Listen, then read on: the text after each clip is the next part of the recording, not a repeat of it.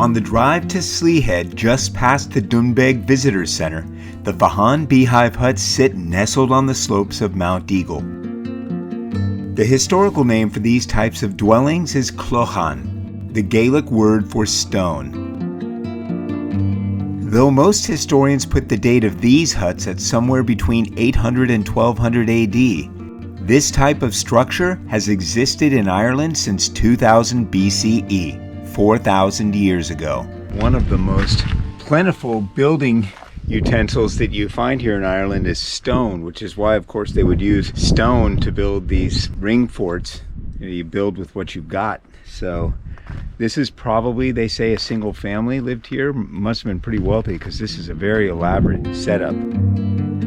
The shape of the buildings are achieved by an ancient building technique called corbelling. The process of lying stones layer upon layer in slightly concentric circles until they come together at the roof, forming a sturdy beehive shape.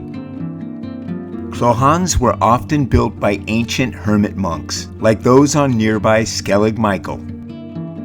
This is one of the only known photographs of one of those monks. But many believe that here at Fahan, they had a different purpose. These beehive huts are called ring forts and were constructed basically as farmhouses, and there's all kinds of evidence that they had social occasions in here and that there were several different dwellings within a particular ring. It's really amazing you can still go in them.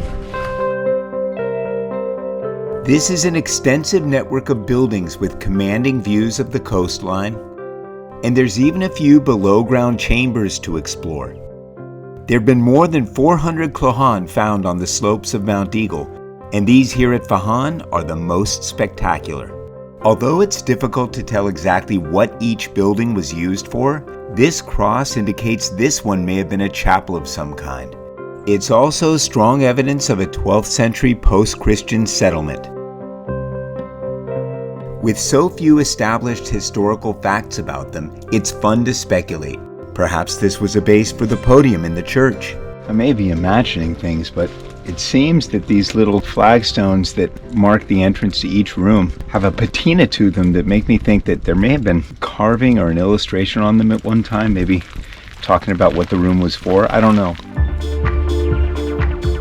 What I do know is that putting on my history detective hat and exploring sites like this one is, for me, one of the great things about visiting Ireland.